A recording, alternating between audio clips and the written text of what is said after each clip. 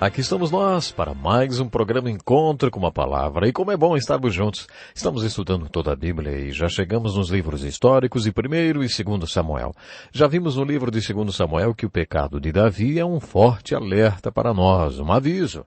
Quero usar mais um tempo do nosso estudo nessa questão do pecado de Davi. Gostaria de fazer uma ilustração. Há duas dimensões para a mente humana: o consciente e o subconsciente. Todos nós enfrentamos problemas com pensamentos conflitantes. Em nosso consciente temos o pensamento positivo, bom. Por exemplo, o Senhor é meu pastor e eu não vou me preocupar. Tenho fé no meu pastor. Pensamos isso e daqui a 30 segundos já estamos preocupados. Como resultado dessa preocupação, acabamos doentes, com úlcera, por exemplo. Os médicos dizem que os problemas físicos resultam da preocupação. Não devemos nos preocupar, porque Deus é nosso pastor, mas vivemos em conflito. Como lidar com esses pensamentos conflitantes? Os psicólogos dizem que construímos uma barreira em nossas mentes e isolamos nossos pensamentos conflitantes em 2 compartimentos.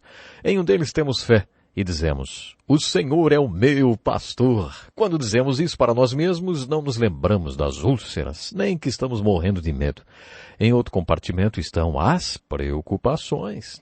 Enquanto ficamos preocupados, não nos lembramos que temos fé e que não devemos nos preocupar.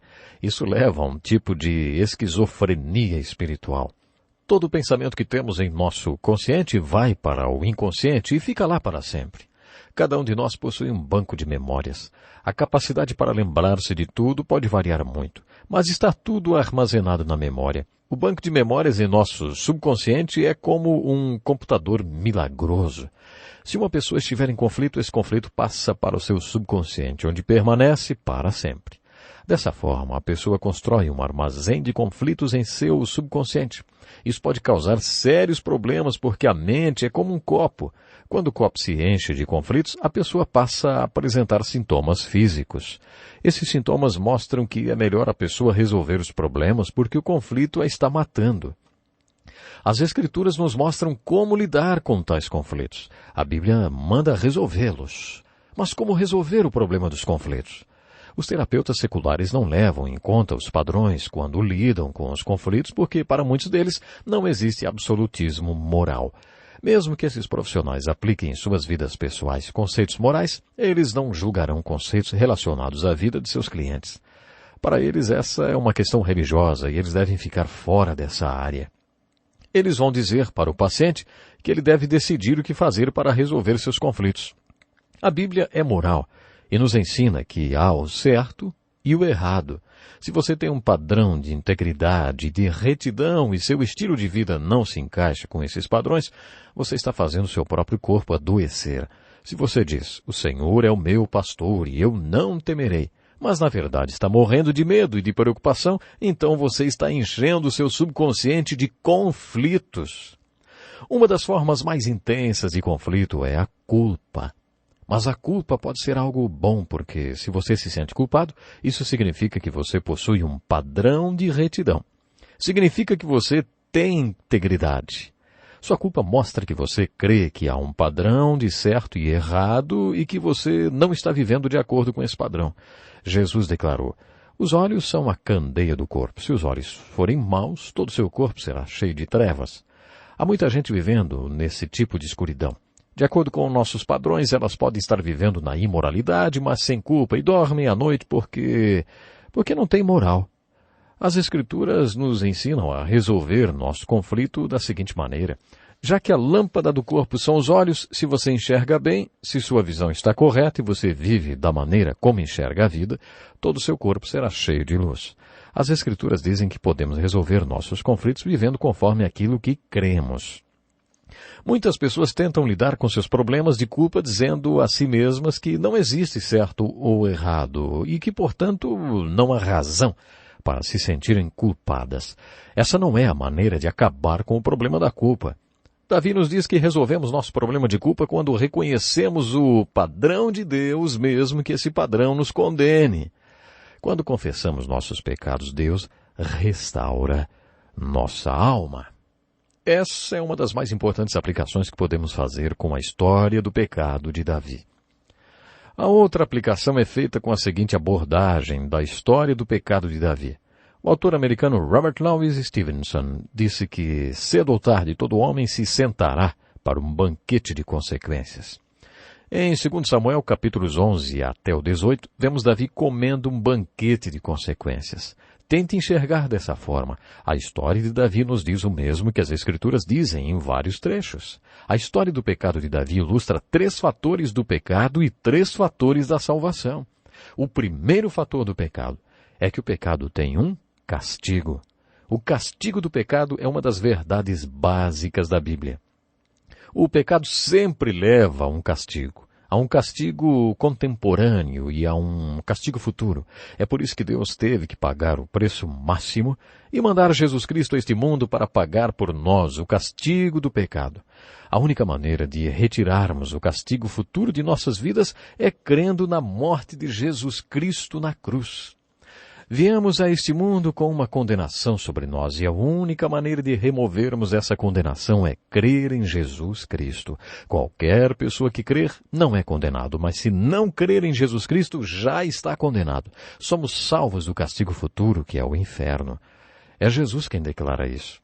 No entanto, 75% das vezes em que a palavra salvação aparece nas Escrituras não é com referência ao castigo contemporâneo. Nesses casos, refere-se à remoção do castigo contemporâneo. Somos salvos do castigo de desperdiçar a vida e de jogá-la fora. É isso que é o castigo contemporâneo do pecado, jogar a vida fora, desperdiçá-la. Quando Jesus falou sobre o inferno, ele usou a palavra grega Gehenna. Gehenna era um vale onde depositavam lixo fora da cidade de Jerusalém, onde o verme não morre e o fogo não se apaga. Era possível sentir o cheiro de longe. Quando as pessoas pensavam em Gehenna, pensavam naquele lugar com coisas podres, mal cheirosas.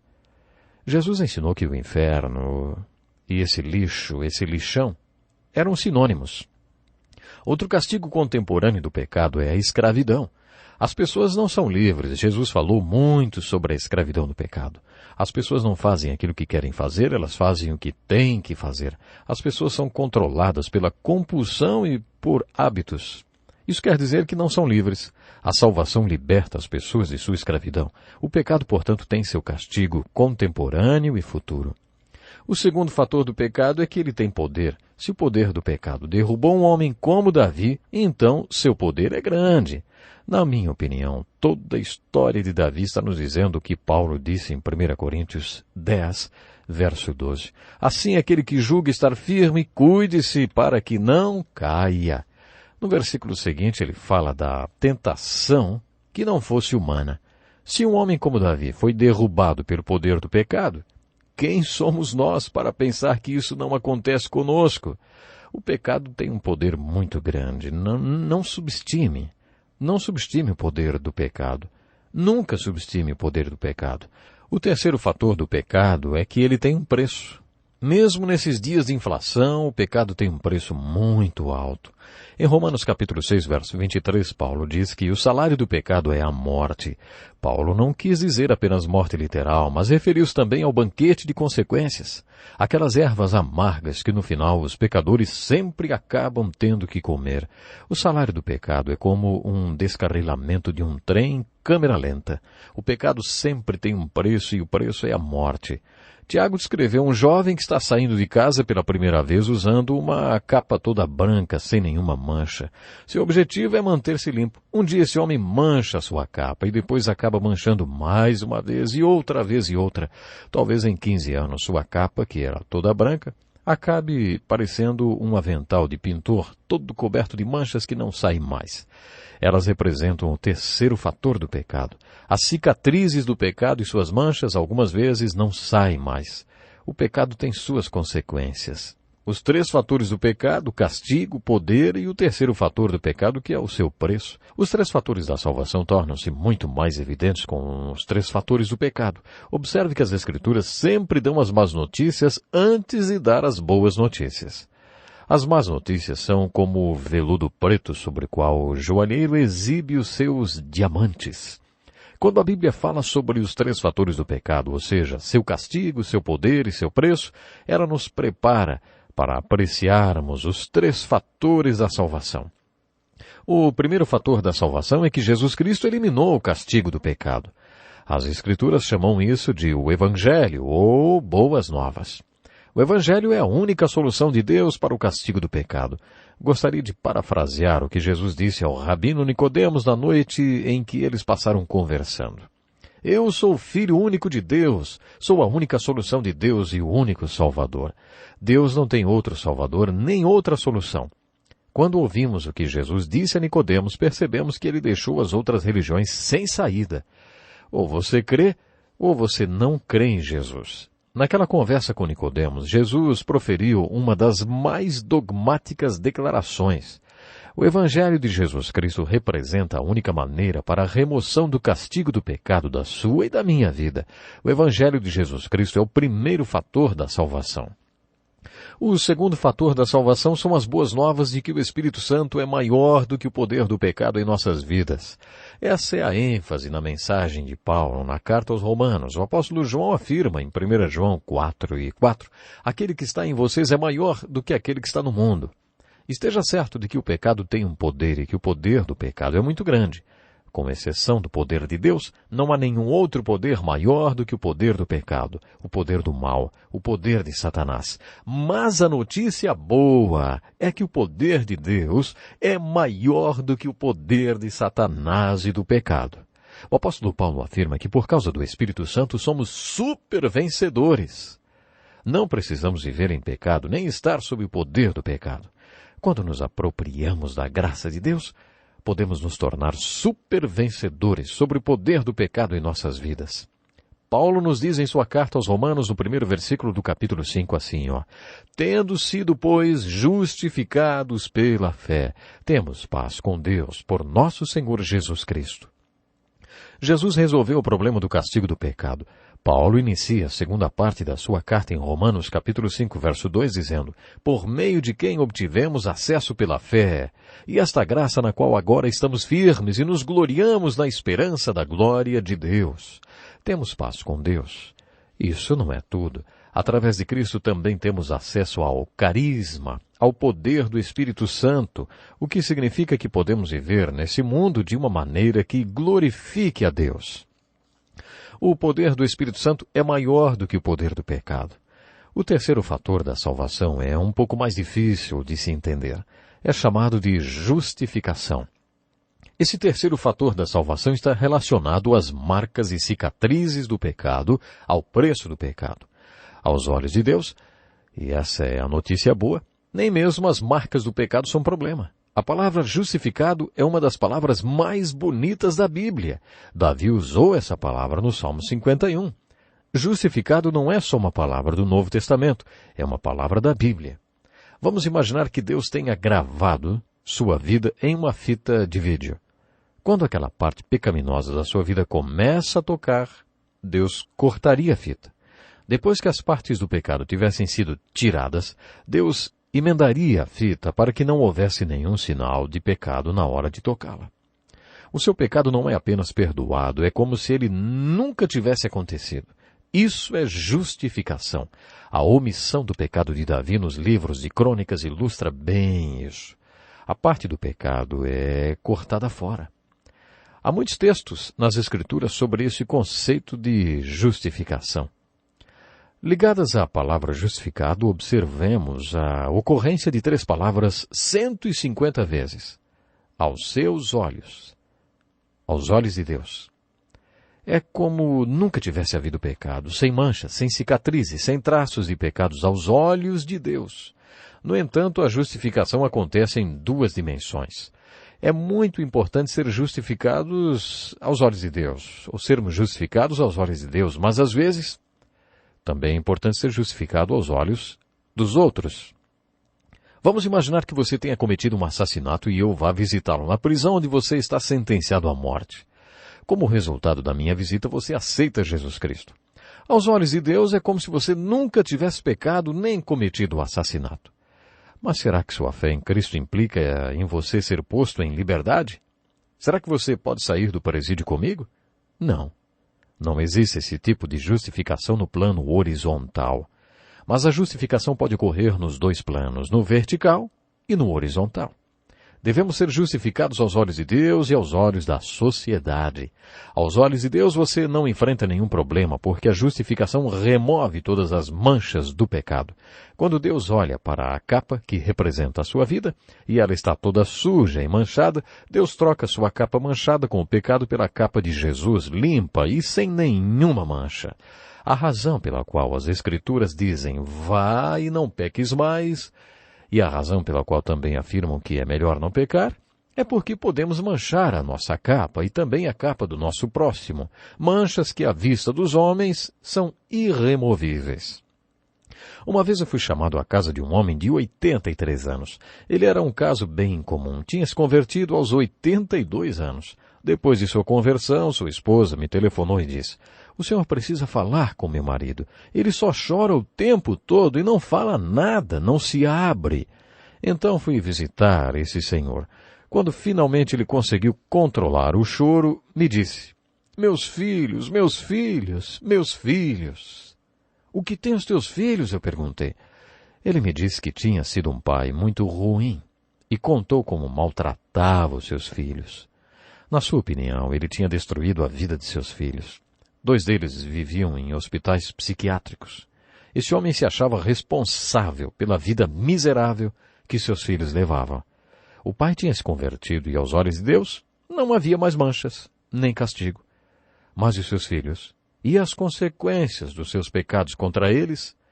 Havia cicatrizes e manchas nas vidas de seus filhos.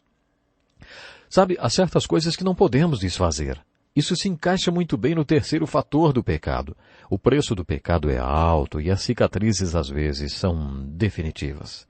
A maioria dos pecados são gêmeos, afirmou Martin Luther.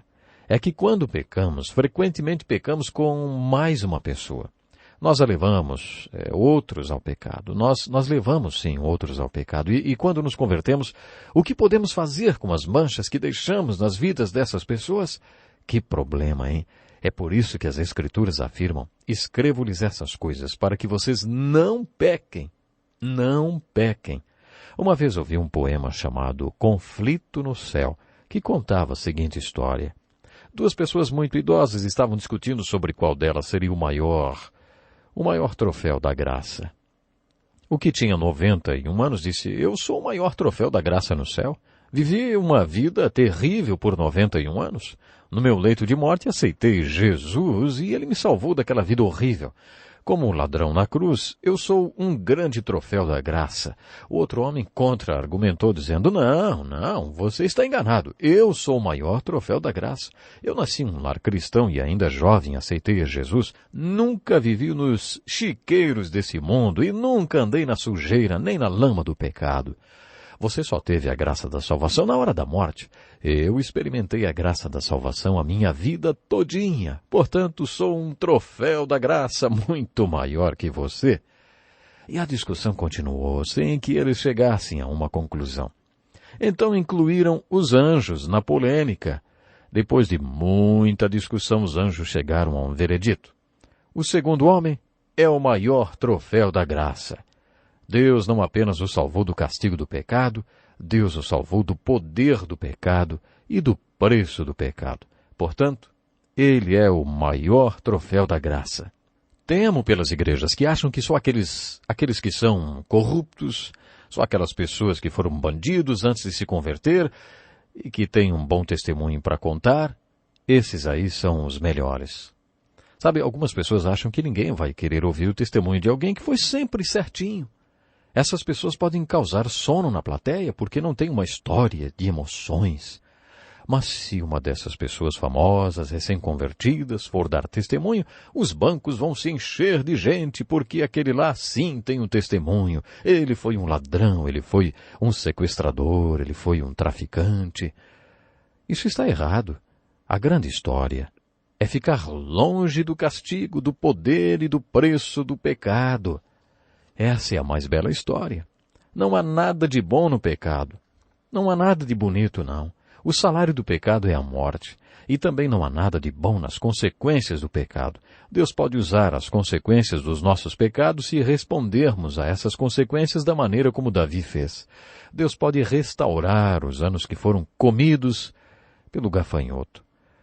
Deus pode sarar as cicatrizes e tirar as manchas do pecado que são permanentes e irreversíveis. É por isso que as Escrituras afirmam que é melhor não pecar. Vai e não peques mais. Foi isso que Jesus disse à mulher que foi pega em adultério. Eu não te condeno, Jesus disse, mas porque ele amava a mulher, ele disse também, vai e não peques mais. Nunca dê a seus filhos a impressão de que é melhor pecar e depois ser salvo da vida do pecado. É melhor não pecar.